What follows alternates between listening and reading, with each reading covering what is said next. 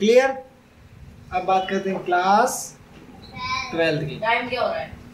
Time की बात करनी नहीं है, मेरे यहाँ टाइम दिखता ही नहीं है। जब तक अपना काम नहीं होगा तब तक टाइम दिखेगा ही नहीं, ठीक है। तो बीच में टाइम मत पूछा कर। हाँ, अपन लेसन पढ़ रहे थे राष्ट्र निर्माण की चुनौतियाँ। आज हम उसके नोट्स देखेंगे, क्योंकि नोट्स को हमने याद कर लिया तो ये पार्ट अपना कंप्लीट, कहीं दिक्कत नहीं आएगी। तो नोट्स की सबसे पहली लाइन, भारत की आज़ादी। कब भारत आज़ाद हुआ? 15 अगस्त हैं? 1947। 14 से 15 अगस्त की 14 को पाकिस्तान 14 तारीख और 15 तारीख की मध्य रात्रि को, यानी कि पाकिस्तान को पहले आज़ाद कर दिया। भारत को कर रहे थे तो 12 से ज़्यादा टाइम हो गया, तो 15 तारीख को चला गया, ठीक है। यानी कि पाकिस्तान को पहले छोड़ दिया और अपने एक दिन बाद मतलब आजाद कैसे कर रहे थे? मीटिंग चल रही थी ना, क्या? यानी कि निर्णय ले रहे थे ना, डिसीजन ले रहे थे। डिसीजन यानी कि मीटिंग चल रही थी। मीटिंग कैसे चलती है? स्कूल में मास्टर बैठ के मीटिंग करते हैं कि नहीं करते हैं? हाँ, लेकिन कौन कौन था मीटिंग? मीटिंग में संविधान सभा थी, पूरी संविधान सभा। संविधान सभा ही तो थी जिसने इतना सारा किया काम है। हाँ, जो तो संविधान सभा की मीटिंग चल रही थी, उसमें पहले पाकिस्तान को आज़ाद किया, तो रात भर तक मीटिंग चली, है ना। तो जब भारत को आज़ाद करने का नंबर आया, यानी कि घोषणा होने लगी, है ना, तो तब तक क्या हुआ? 15 टाइम बढ़ चुका था, तारीख अगली आ चुकी थी। कभी कभी होता है ना, जन्मदिन फिक्स 12 बजे विश करते हैं, और गलती से 1 भी मिनट लेट हो गए तो डांट खानी पड़ती है। और कभी कभी तो 6 घंटे बाद करो, भले दोपहर में करो, भले शाम को करो, 2 दिन बाद। मेरा ऐसे हुआ, मेरा जन्मदिन था 1 तारीख को, ठीक है। और रिप्लाई मैंने कब दिया? कब दिया रिप्लाई? क्योंकि मैं इंस्टाग्राम चलाता ही नहीं हूँ, मेरे को क्या पता कि यहाँ पर भी कोई मैसेज करके विश करेगा। समझे मेरी बात? कल हुई होगी ये। हाँ, कल मैंने थैंक्स बोला, वो भी परेशान हो गए, ये क्या हो गया भाई, इतने दिनों बाद रिप्लाई। मैं बहुत कम यूज़ करता हूँ, बोला ना, उस आईडी को मैंने मतलब देख ले 20 दिन बाद खोला है, यानी कि कल खोला था, यानी कि 20 दिन बाद मैंने इंस्टाग्राम यूज़ किया। मेरी बात समझे?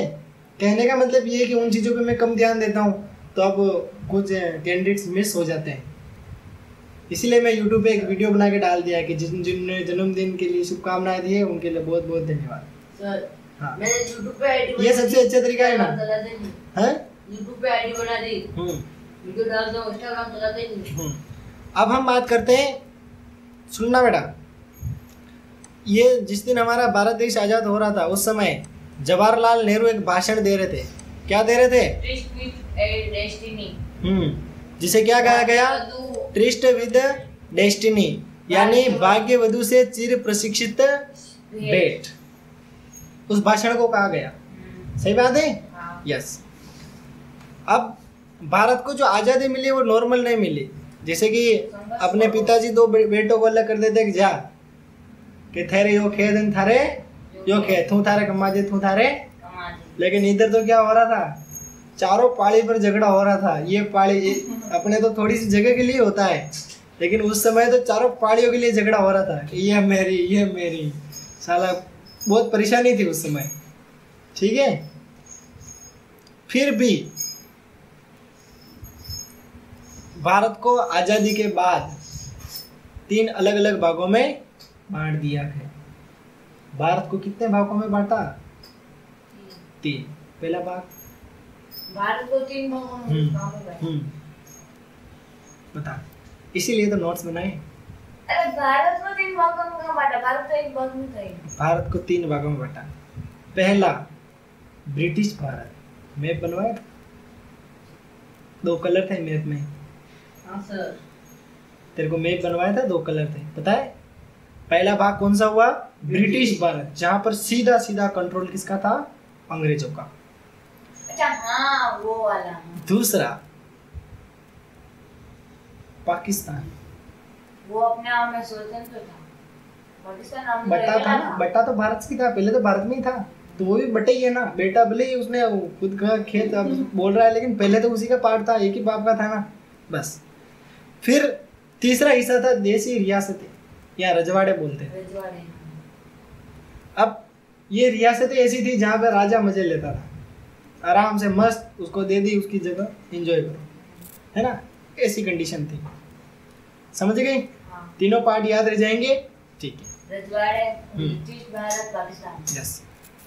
अब बंटवारे की वजह क्या थी? द्विराष्ट्र सिद्धांत। सिद्धांत। क्या था द्विराष्ट्र सिद्धांत? द्विराष्ट्र सिद्धांत मतलब दो भागों में विभाजित ब्रिटेन को। मुस्लिम लीग क्या चाहती थी कि भारत को दो अलग अलग कौम में बांटो, या दो अलग अलग मतलब धर्म के अनुसार विभाजित करो, ऐसा हाँ। मुस्लिम ये चाहते थे कि हमारे पाकिस्तान को अलग कर दो, बस मेरे को अलग होना है ना। बड़ा बेटा बोल रहा है कि भाई मेरे को अलग होना है, भाई तू रह भले तेरे बापू के साथ, मेरे को तो अलग होना है। ये बात चल रही थी। फिर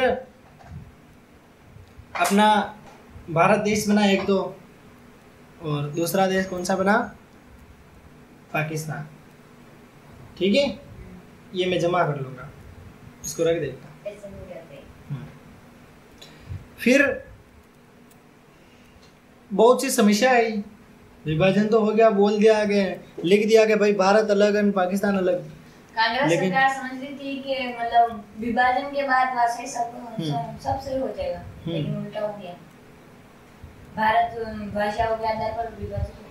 अब दिक्कत ये हुई बेटा कि एक तो अपना उत्तर पश्चिमी इलाका जो पाकिस्तान के नाम से जाना जाता है, अभी भी वर्तमान पाकिस्तान के नाम से, और एक पूर्वी इलाका। पश्चिमी जो उत्तर पश्चिमी इलाका है वहाँ पे मुस्लिम बहुत ज़्यादा थे, और दूसरा जो हमारा पूर्वी इलाका है वहाँ पर भी मुस्लिम बहुत ज़्यादा थे, समझ गई। तो अब इस समुदाय के आधार पर लोगों को बांट रहे हैं या देश का विभाजन कर रहे हैं, तो फिर जहाँ पे मुस्लिमों की आबादी ज़्यादा उसको पाकिस्तान घोषित कर दिया गया, और जहाँ पर हिंदुओं की संख्या ज़्यादा उसे भारत घोषित कर दिया गया। तो दो पाकिस्तान बने, एक पूर्वी पाकिस्तान, दूसरा पश्चिमी पाकिस्तान। पश्चिम पूर्वी पूर्व को तो अब वो उसको घोषित कर दिया ना। अपन स्वतंत्र भारत के बाद की बात कर रहे हैं, अभी की नहीं। अभी भी स्वतंत्र ही है, लेकिन ये तो वर्तमान समय की बात हो जाएगी, यानी कि अपन उस समय की बात कर रहे हैं जब विभाजन हो रहा था। ठीक है, तो पाकिस्तान को दो भागों में क्यों बांटा बता देगी, क्योंकि दोनों जगह मुस्लिमों की संख्या ज़्यादा थी, इसलिए दो पाकिस्तान बना दिए, एक पूर्वी दूसरा पश्चिम। क्लियर, समझ गई? ठीक है। अब हम बात करते हैं राज्यों का विभाजन। राज्यों का विभाजन किस प्रकार किया गया? पंजाब तथा बंगाल दो ऐसे राज्य थे जहां पर मुस्लिम और हिंदू दोनों ही समान मात्रा में थे। कौन कौन सा? पंजाब और, बोलो, पंजाब और बंगाल। यहाँ पे मुस्लिम और हिंदू दोनों की संख्या लगभग बराबर थी। इनका भी विभाजन था, यहाँ पे भी समस्या आ रही थी कि अब इनका विभाजन कैसे करें। एक तो ये दिक्कत आ रही थी। अपन उन समस्याओं की बात कर रहे हैं जो भारत के विभाजन के समय या पुराने भारत के विभाजन के समय देखी गई थी। देख, पंजाब और बंगाल, यहाँ पे हिंदू और मुस्लिम की संख्या इक्वल थी, तो उसको हिंदू बनाया, मुस्लिम। सबसे बड़ी प्रॉब्लम ये हो रही थी। तो एक ये दिक्कत हो रही थी कि राज्यों का बंटवारा कैसे करें, है ना। समान नंबर आ रहे हैं तो फिर किसको फर्स्ट नंबर पे लें? दोनों को फर्स्ट पे लेंगे, और दोनों को फर्स्ट पे लेना उस समय पॉसिबल नहीं था। विभाजन का मतलब क्या हुआ फिर, है ना। हाँ, लेकिन जो भारत में आया, जो जवाहरलाल नेहरू ने कहा, हम इनके साथ दुर्व्यवहार अपन पॉइंट से बात करेंगे सारे। अब है जनता की असहमति। इसमें बहुत से ऐसे लोग थे जो चाहते थे कि भाई विभाजन नहीं हो, और उसके लिए उन्होंने बहुत सारे प्रयास भी किए और खुलकर विरोध किया कि विभाजन नहीं होना चाहिए। एक नाम मैंने कल बताया था, मेरे को बता जल्दी से। क्या? एक नाम मैंने कल तेरे को बताया था जो इस मतलब विभाजन को रोकना चाहता था कि भाई विभाजन नहीं हो और हम साथ ही रहें। ऐसी सोच किसकी थी?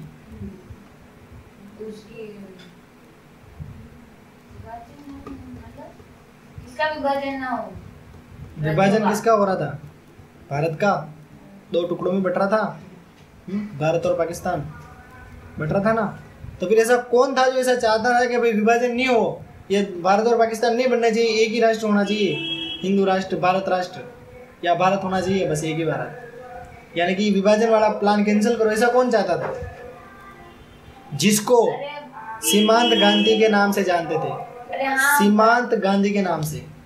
उसको कौन था इस आदमी? खान अब्दुल हाँ कलाम, गफ्फार खान। वापस बोल नाम। खान अब्दुल खान, खान अब्दुल हाँ खान अब्दुल खान, बोलना नाम तो बोल, मेरे को याद नहीं हो रहा है। खान अब्दुल खान, गफ्फार खान, खान नाम तो इसका। खान अब्दुल गफ्फार। अरे इतना से याद रखना है, अब्दुल गफ्फार, खान। आगे खान लगा देना है, पीछे खान लगा देना है, ठीक है। ये आदमी होता है। हाँ। ये गांधीवादी विचारधारा से प्रेरित था और ये ऐसा चाहता था। पाकिस्तान बारे में नहीं, ये तो भारत से बोल रहा था राज्यों का गठन ना हो, मतलब ये बटे नहीं, टुकड़ा नहीं हो भारत का। नहीं, मैंने कोई गलत नहीं पढ़ाया है ना। फिर भी अगर कहीं पे कोई चेंजेस होगा तो अपन कर लेंगे नेक्स्ट क्लास में, ठीक है। लेकिन अभी यही है, ये विभाजन नहीं चाहता था, ये विभाजन का खुल के विरोध कर रहा था कि विभाजन ना हो, ठीक है। भले राज्यों का विभाजन हो, राज्यों का विभाजन हो गई, अगर देश अलग हो रहे तो राज्यों का विभाजन तो हो गया होगा, ठीक है ऐसे। लेकिन विरोध किया, उन लोगों को दबा दिया गया, यानी कि उनके मुंह पे ताले लगा दिए गए या उन्हें निपटा दिया गया, है ना, कुछ न कुछ कर दिया गया, उनके इलाज और विभाजन कर दिया गया, ठीक है, समझ गई। अब अगला जो कारण था वो था अल्पसंख्यकों की समस्या। अल्पसंख्यक यानी क्या होता है? अल्पसंख्यक यानी ज्यादा आबादी, यानी कि हमारे क्षेत्र में भी मतलब कम संख्या में मुसलमान थे या हिंदू थे, है ना, या मतलब कुछ ऐसे इलाके थे जहाँ पे कहीं मुसलमान ज़्यादा कहीं हिंदू ज़्यादा, है ना। तो अब भले पाकिस्तान में कुछ भी आज भी हिंदू है, वो बहुत दुखी है, उस समय वो इधर आ जाते तो आज तकलीफ नहीं होती, लेकिन नहीं आए कि पता नहीं क्या सोचा उन्होंने, वो तो मेरे को नहीं पता है। लेकिन कहने का मतलब ये है कि एक दिक्कत ये थी कि पाकिस्तान को मुस्लिम घोषित कर रहे थे, है ना, लेकिन दिक्कत क्या थी, वहाँ पे हिंदू भी थे, कुछ हिंदू उधर ही रह गए। हाँ वो उधर ही रह गए आए नहीं सारे। अब जगह जमीन छोड़ के कौन आए? 15 बीघा 20 बीघा 25 बीघा जमीन छोड़ के कौन आए? उन्होंने सोचा नहीं इतना नुकसान नहीं होगा, सरकार क्या है। अभी कोरोना में क्या हुआ, भाग के आ गए, नौकरी तो गई, वापस के उन्होंने किसी और को रख लिया, बेरोजगार हुए कि नहीं हुए? हम बेरोजगार हो गए। तो उस समय एक तो पर्सनल दिक्कत तो उनकी थी लोगों की, है ना, ऐसे। तो ऐसी समस्याएं सही नहीं हो सकी और बहुत सारे दंगे हुए, बहुत सारे झगड़े हुए, बहुत सारी घटनाएं हुई। अब बात करते हैं विभाजन के परिणाम, यानी कि इतनी समस्याओं को देखते हुए, ये समस्याएं थी, विभाजन के बीच में समस्या आ रही थी, इन समस्या को देखते हुए भी विभाजन हुआ, इसका परिणाम क्या रहा? तो सबसे पहली बात, पूर्वी और पश्चिमी पाकिस्तान बन गया, बहुत ज़्यादा हिंसा हुई, लोग मारे गए, निपट गए, जान माल दोनों का नुकसान हुआ, यानी कि लोग भी मर गए और बहुत सारी चीज़ें भी नष्ट हो गई, किसी का घर जला दिया, किसी के क्या कर दिया, किसी को निपटा दिया, किसी के क्या हो गया, तो बहुत सी दिक्कतें हुई, ठीक है। और शरणार्थी बहुत सारे आ गए, वहाँ से भाग के यहाँ आए, अब उनको रहने की व्यवस्था देनी पड़ेगी ना, है, सब कुछ छोड़ के इधर आ गए तो उनको रहने की व्यवस्था क्या करनी पड़ेगी? देनी पड़ेगी। तो ऐसी दिक्कत हुई। कश्मीर की समस्या भी पैदा हुई थी उस समय, है ना, हाँ, ये दिक्कत भी सबसे अपन को देखने को मिली थी। अब बात करते हैं, विभाजन तो हो गया, परिणाम भी देख लिया, अब बात थी राष्ट्र निर्माण। अब यहाँ से लेसन स्टार्ट होता है, राष्ट्र निर्माण की चुनौतियाँ। इतना समरी उसने बना के फिर लेसन को शुरू किया। ये सारी मतलब एक बेसिक इन्फॉर्मेशन थी जिसके बेसिस पे हम उन चुनौतियों की सामना करेंगे। ये बेसिक क्यों थी? इतनी बड़ी घटना हुई, विभाजन हुआ, विभाजन होने के बाद अब भारत राष्ट्र का निर्माण करना है, नवीन भारत का निर्माण करना है, स्वतंत्र भारत का निर्माण करना है। अब सरकार को आएगी दिक्कतें और बहुत सारी मुश्किलें, बहुत सारी चुनौतियां सामने होगी सरकार, और उसके बारे में ओवरव्यू भी हमने देख लिया था। अब तेरे को ऐसा लग रहा होगा कि बहुत सी चीज़ें हमने पहले पढ़ ली ना 2 बार, तो वो चीज़ें याद आ रही होगी, मणिपुर, हैदराबाद, आ रही है ना याद। तो इसीलिए मैंने 2 क्लासें पहले ले ली ताकि वो चीज़ें क्या है कि अपने दिमाग से निकल जाए पहले, यानी कि एक बार निकल जाएगी तो फिर ये चीज़ें समझ पाएंगे। फिर बात करते हैं विभाजन और त्रासदी से निपटने के बाद नेताओं का ध्यान उन समस्याओं की ओर गया जो अत्यंत महत्वपूर्ण थी। ठीक है, यानी कि अब एक राष्ट्र बनाना, एक राष्ट्र को गठित करना है, तो उसके लिए नेताओं का ध्यान उस चीज़ों पर गया कि अब हमें अपने राष्ट्र को संगठित करना है, उसके लिए एक मतलब कानून यानी कि नियमों का ढांचा बनाना है, एक संविधान बनाना है, किस प्रकार हम यहाँ पूरे भारत पर शासन चलाएंगे। स्वच्छ भारत, तो ये सारी चीज़ें वो डिस्कस कर रहे थे स्वच्छ भारत में, अरे सोच मतलब वो यानी कि नियम कानून वाला एक अखंड भारत का निर्माण कर रहा था। ठीक है, अब ये बात हमने समझ ली है कि 3 हिस्सों में ये बटा हुआ था अपना। ठीक है, तो राजाओं का शासन भी यहाँ पे था। हाँ, उस समय रियासतें या रजवाड़े भी थे।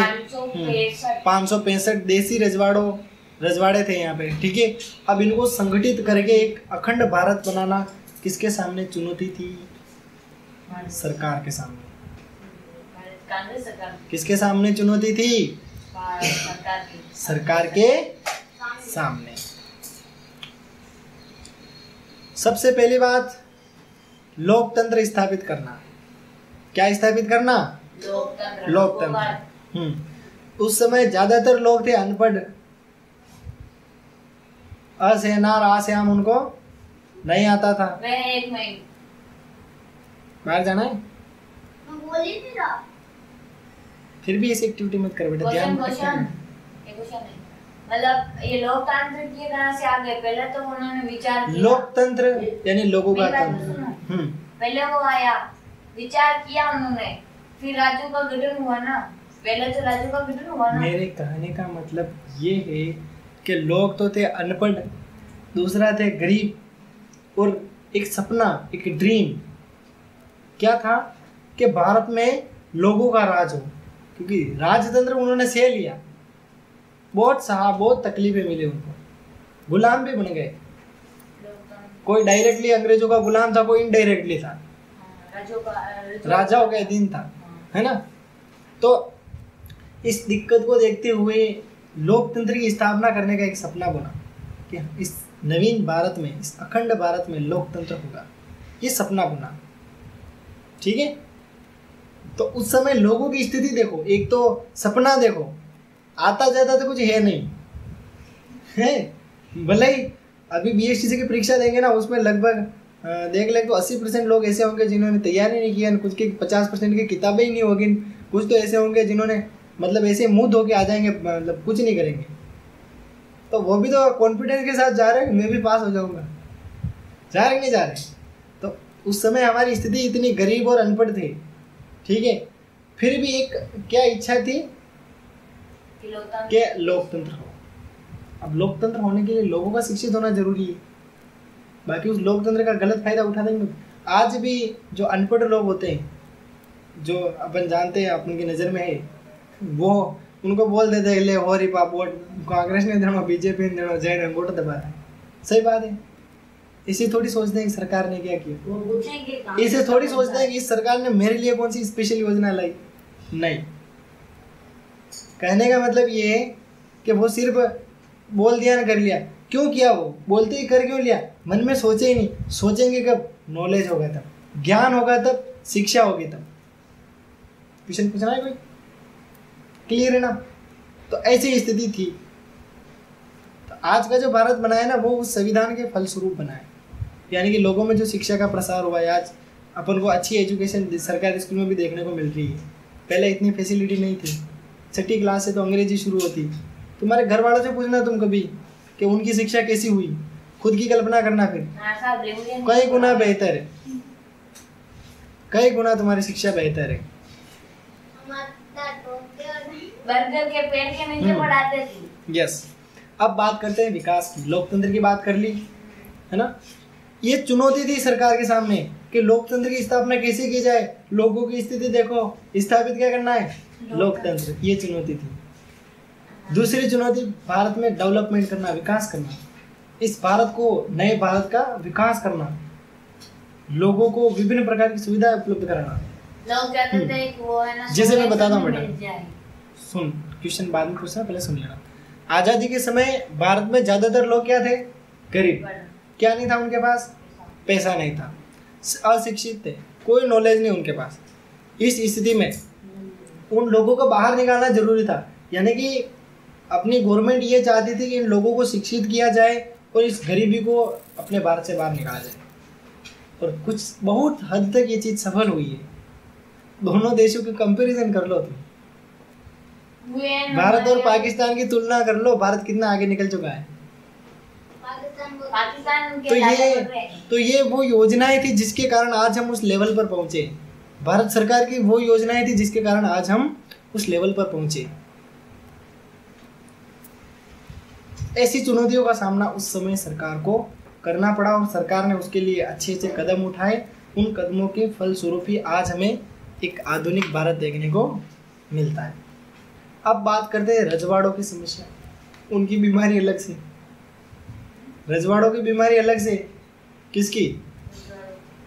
हाँ, वो मान ही नहीं रहे। वो बोले मैं उधर जाऊँ, सरकार बोली नहीं इधर रहे। वो बोले पाकिस्तान में जाऊँ, सरकार क्या बोली नहीं इधर रहे, नहीं जाना उधर। तो ऐसी दिक्कतें भी आई।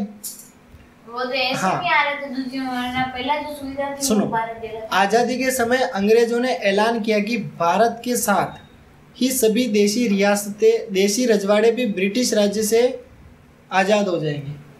सुनना वापस, भारत के साथ ही सभी देशी रजवाड़े भी ब्रिटिश राज से आज़ाद हो जाएंगे, यानी कि जो राजा है उनको भी स्वतंत्र कर दिया जाएगा। भारत को जिसे अंग्रेजों ने आज़ाद किया तो रजवाड़े भी आज़ाद। ये स्टेटमेंट दिया था किसने? अंग्रेजों ने। सभी रजवाड़ों को अधिकार दिया कि वह या तो भारत या पाकिस्तान में शामिल हो सकते हैं या फिर फ्रीडम रह सकते हैं। दिक्कत स्वतंत्र वालों के थे, वो साले लग रहे थे, कभी उसके कभी इसके कभी उसके कभी इसके। अंग्रेज गए कहाँ थे? अपने देश, वो उनका देश कौन सा? ब्रिटेन, इंग्लैंड, वहीं से तो आए थे। इंग्लैंड उनका देश ही। ब्रिटेन में इंग्लैंड वहां से है ना। ठीक है, नेक्स्ट। उनको ऑप्शन दिए गए और ये ऑप्शन देने के बाद प्रॉब्लम शुरू। मयंक बोले नहीं, मेरा तो शासन मैं चलाऊंगा। पहले तो अंग्रेज मेरे ऊपर मेरे से लगान ले रहे थे, ये ले रहे थे, अब तो सारा मेरे रहेगा।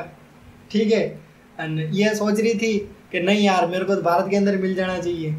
ये सोच रही थी नहीं मैं तो पाकिस्तान में जाऊंगी, है ना।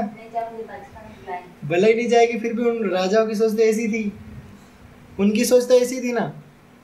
अब पाकिस्तान वाले इधर आ रहे हैं। अब 565 देशी रजवाड़ों को एक करके अखंड भारत का निर्माण करना, इसमें सबसे महत्वपूर्ण भूमिका किसने निभाई भारत के स्तर पर? क्या नाम है? सरदार वल्लभ भाई पटेल। गुड, किसने निभाई? सरदार वल्लभ भाई पटेल। क्लियर बिल्कुल। अब इन्होंने क्या किया कि सरकार का तरीका लचीला था। सरकार द्वारा सामान्य बातचीत और बल प्रयोग दोनों तरीकों को जरूरत के अनुसार अपनाया। अब मयंक बोल रहा है नहीं मैं तो स्वतंत्र रहूंगा, तो उसको बोला, मयंक को बोला कि ले ये कागज ले, साइन कर दे और आ जा अपने भारत के अंदर। मैं नहीं आऊँगा, मैं तो स्वतंत्र रहूँगा। लाकड़ी लाजे, दो खींच के बड़ी साइन हो गए। थोड़ी ज़्यादा होशियार बन रही थी या सेकंड राजा थोड़ा ज़्यादा होशियार बन रहा था? नहीं, आधा घंटा 15-20 मिनट हो रहे। थारा होगन साली क्लास। फिर अगला पॉइंट क्या होगा कि सामान्य बातचीत और बल का प्रयोग, है ना। यानी कि बल का प्रयोग किसी किया पता है? उसको कमरे में हो खंडा और फिर बोला अब साइन कर, फिर करने ही पड़े। नहीं करता तो निपटा देते क्या है। क्योंकि सरदार वल्लभ भाई पटेल का एक ही उद्देश्य था कि क्या करना? अखंड भारत का निर्माण, अखंड भारत का निर्माण। एक पहले प्यार से बोलते मानता तो ठीक है, नहीं मानता तो केट वेट बंद करके बढ़िया इलाज, फिर सही हो जाता। ठीक है, फिर भी कुछ छाने बन रहे थे, उनको ही धीरे धीरे कंट्रोल में ले लिया। ये ऐसी स्थिति थी। अब बात करते हैं इंस्ट्रूमेंट ऑफ एक्सचेंज। इसमें एक सहमति पत्र तैयार किया गया। इस सहमति पत्र पर क्या कर दिए गए? हस्ताक्षर। अभी मैंने तेरे को समझा दिया था डिटेल में। ठीक है। कुछ ही रजवाड़े थे जो समस्या पैदा कर रहे थे, पता है तेरे को कि नहीं? फिर भी सरदार वल्लभ भाई पटेल ने अपनी सूझबूझ दिखाकर अखंड भारत का निर्माण करने में अपना अहम योगदान निभाया। इसी के कारण महात्मा गांधी ने उनको कौन सी उपाधि दी? लौह पुरुष की। लोहे का पुरुष, यानी कि एक लोहा जो होता है ना वो मुश्किल से मुड़ता है, टूटता है, सही बात है ना? तो उन्होंने मतलब उस लोहे की भांति रहकर पूरे भारत को क्या कर दिया था? एक कर दिया था। इसीलिए उनको गांधी जी ने कौन सी उपाधि दी थी? लौह पुरुष। किसको दी थी? यस, सरदार वल्लभ भाई पटेल को। और उन्हीं के सम्मान में स्टेचू ऑफ यूनिटी बना रखा है। स्टेचू ऑफ यूनिटी गुजरात में बना रखा है ना, नर्मदा नदी पर, सही बात है?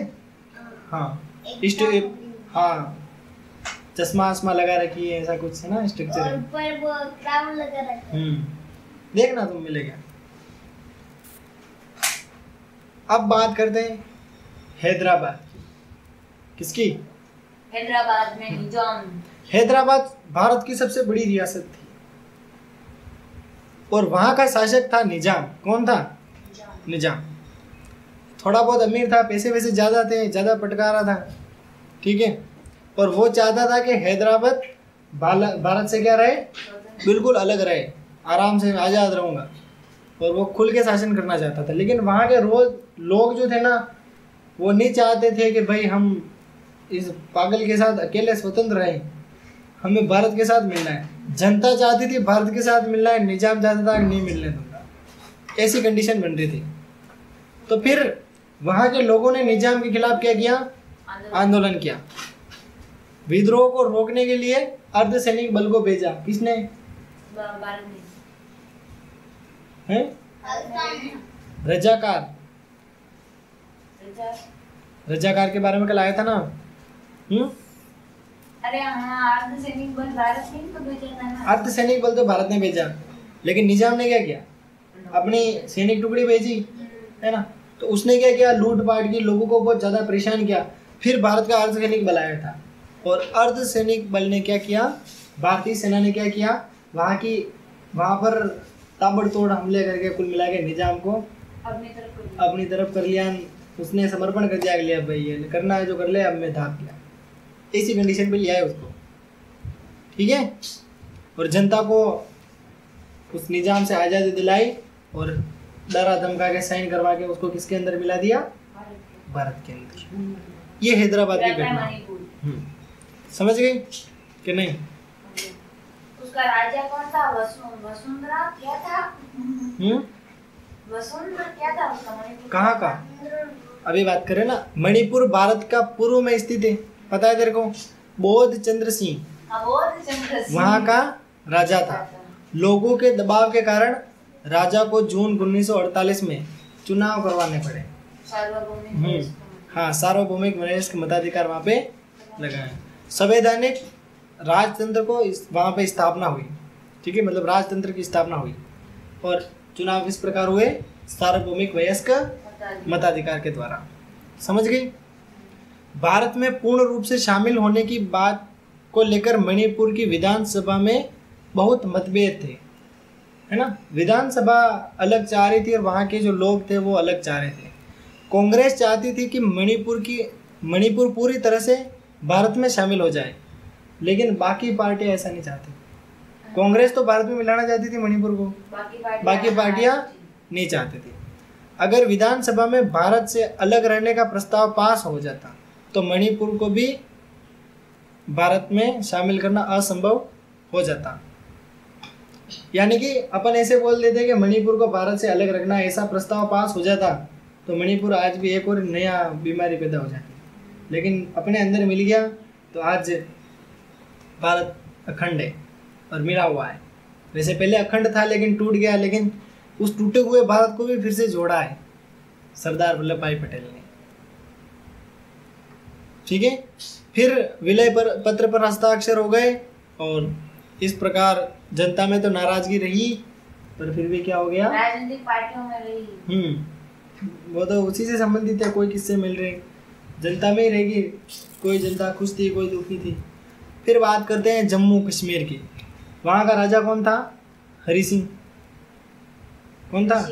हरि सिंह, है ना? हाँ, हरि सिंह, है ना? अब पहले तो जम्मू कश्मीर एक रियासत था, ठीक है। वहाँ पर जम्मू कश्मीर में मुस्लिम जनसंख्या ज़्यादा थी, ठीक है। और इसीलिए वहाँ के मुस्लिम किया चाहते थे कि इसको किस में शामिल कर ले, पाकिस्तान में। लेकिन 1947 में सुन बेटा मेरी बात सुन। इस मांग को देखते हुए पाकिस्तान ने आज़ादी के तुरंत बाद 1947 में जम्मू कश्मीर पर कब्जा करने के लिए हमला कर दिया। वहाँ पे जम्मू कश्मीर पर यानी कब्जा करना चाहते थे और पाकिस्तान वालों ने वहाँ हमला कर दिया, ठीक है। फिर जम्मू कश्मीर का राजा कौन था? हरि सिंह। उसने बोला आओ रे आओ, भारत पहले तो मना कर रहा था, नाटक कर रहा था। फिर उसने बोला कि हमें बचाओ, ये तो यहाँ पर हमला कर रहे हैं, सब व्यवस्था तहस नहस कर रहे हैं। तो फिर भारत से मदद मांगी और इसी समय कागज लेके गए कि ले साइन कर, और डर के उसने साइन कर दिया कि ले भाई बचा ले, मेरे को साइन तो हो गए। फिर आधिकारिक तौर पर भारत का हिस्सा मान लिया गया इसको, फिर भी आज भी विवादित क्षेत्र है ना? नहीं, लेकिन वहाँ पे मुस्लिम कम थे, गैर मुस्लिम ज्यादा थे, इसलिए उसने आक्रमण किया, वरना मुस्लिम तो पाकिस्तान में हो जाता। उस समय मुस्लिम ज़्यादा थे, लेकिन वहाँ का राजा नाटक कर रहा था। फिर वो पाकिस्तान वालों ने जम्मू कश्मीर पर हमला किया। वहाँ भले मुस्लिम और हिंदू, उनको परेशान किया बहुत ज़्यादा, है ना? बहुत ज़्यादा लूटपाट आतंक मचाया जम्मू कश्मीर में। तो फिर वहाँ का राजा था वो, हाँ, हरि सिंह परेशान हो गया था। फिर हरि सिंह ने क्या किया? दस्तखत कर दिए। फिर दस्तखत करने के बाद तो भारत का हिस्सा बन गया जम्मू कश्मीर। समझ गए? अब क्लियर है? ये कॉन्सेप्ट है। 1947 में हुए युद्ध के दौरान पाकिस्तान ने जम्मू कश्मीर के कुछ हिस्से पर कब्जा कर लिया। उस समय युद्ध हुआ था, उसने जम्मू कश्मीर का कुछ इलाका अपने कब्जे में ले लिया, ठीक है। और ये होने के बाद उस एरिया को क्या बोला जाता है? POK, पाकिस्तान ऑक्यूपेड कश्मीर है। इलाका अपना है, लेकिन किसने ले लिया? पाकिस्तान ने कब्जा कर लिया। पर यहाँ पर जनमत संग्रह कराने की थी कि जम्मू कश्मीर को किस में मिलाया जाए, लेकिन नहीं कराया गया। फिर धारा 370 के अधीन यहाँ पर लोगों को कुछ अधिकार दे दिए गए, ठीक है। वर्तमान में यदि बात करें तो 370 को हटा दिया, उस धारा को हटा दिया और 2 केंद्र शासित प्रदेशों के अंदर बांट दिया। किसको? समझ गई? जम्मू और लद्दाख ऐसा कुछ है, 2 भागों में। अब बात करते हैं राज्यों का पुनर्गठन। फिर राज्य में सीमाओं का निर्धारण किया गया। किसका? सीमाओं का निर्धारण किया गया। उसके अलावा कोई भी नया क्षेत्र ब्रिटिश शासन के अधीन आ जाता तो यहाँ तो उसे नया राज्य बना दिया जाता या फिर पुराने राज्य में शामिल कर लिया जाता। इसी वजह से राज्यों की सीमाओं का पुनर्गठन किया जाना, यानी कि राज्य का पुनर्गठन करना जरूरी था। 3 स्लाइड हो रहे हैं, ठीक है, नो टेंशन। तो कुल मिलाकर राज्यों का पुनर्गठन करना था अब अगला उद्देश्य, ठीक है। भारत के नेताओं को यह डर था कि अगर भाषा के आधार पर राज्य बनाए गए तो इससे क्या होगा? अव्यवस्था फैल जाएगी, भारत टुकड़ों में बढ़ जाएगा, और भारत टूट जाएगा, टुकड़ों में बढ़ जाएगा। ये दिक्कत थी। इसी के साथ अब राज्यों का पुनर्गठन तो जिसका शासन होगा वही करेगा ना, अलग अलग। हाँ, पहले वही थी ना, पहले कांग्रेस ही चल रही थी, पहले बीजेपी का इतना अस्तित्व नहीं था। यानी कि अभी भारत सरकार है, उसमें बीजेपी है ना, पार्टी कोई भी हो सकती ना, उससे कोई दिक्कत थोड़ी। अपन भारत सरकार की बात कर रहे हैं, पार्टी भले किसी की भी हो, भले आज हो भले पहले हो, ठीक है।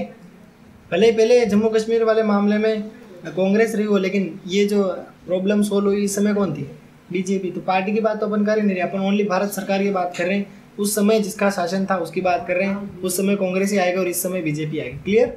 ऐसे फिर बड़े क्षेत्र पर पुनर्गठन से संबंधित आंदोलन हुए और तेलुगु भाषा बोलने वाले लोगों ने मद्रास से अलग तेलुगु भाषी राज्य आंध्र प्रदेश बनाने की मांग की, जिसमें कितने दिन का अनशन हुआ? एक अनशन हुआ था ना 58 दिन का, कि 56 दिन का? 56 दिन का वो हाँ। उपवास रहा। रामुल्लू रामुल्लू गया। रामुल्लू तो था। रामुल्लू ही तो था। का पूरा नाम क्या है? श्रीपट्टनम ऐसा कुछ था। हाँ, अभी आएगा उसका नाम बताऊंगा। परिवर्ती राजेंद्र श्री। पोटी श्री रामुल्लू है ना? हाँ, पोटी श्री रामुल्लू। याद रह जाएगा। अब यहाँ पे बहुत सारी घटनाएं हुई थी जो हमने पहले देख ली थी, ठीक है। इस स्थिति को देखते हुए सरकार को झुकना पड़ा। 1952 में क्या हुआ? आंध्र प्रदेश भाषा के आधार पर गठित होने वाला पहला राज्य बना। फिर स्थापना हुई राज्य पुनर्गठन आयोग की। देश में बढ़ती हुई अव्यवस्था को देखते हुए सरकार ने राज्य के पुनर्गठन के लिए पुनर्गठन आयोग का निर्माण किया। कब किया पता है? 1952 में। 56 तक एक अधिनियम पारित, 56 में उन्होंने एक अधिनियम पारित कर दिया था, ठीक है। यानी कि राज्य पुनर्गठन अधिनियम कब पास हुआ था? 56 में। और इस समय कितने राज्य बने थे? 14। केंद्र शासित प्रदेश कितने बने थे? 6। क्लियर? समझ गई? तो ये थी आज की रामायण। अब PDF तुम्हें मिल जाएगी, ठीक है। कहाँ पर मिलेगी? ये कल सुबह से तुम आराम से डाउनलोड कर सकते हो। इसमें कोई दिक्कत अगर रही मतलब अपने मोबाइल से। मतलब कैसे क्या करेंगे बताओ ना। ये मैं अभी समझाऊंगा 5 मिनट के बाद, ठीक है। तो टेस्ट होगा और उसका परिणाम तुम्हें मिल जाएगा।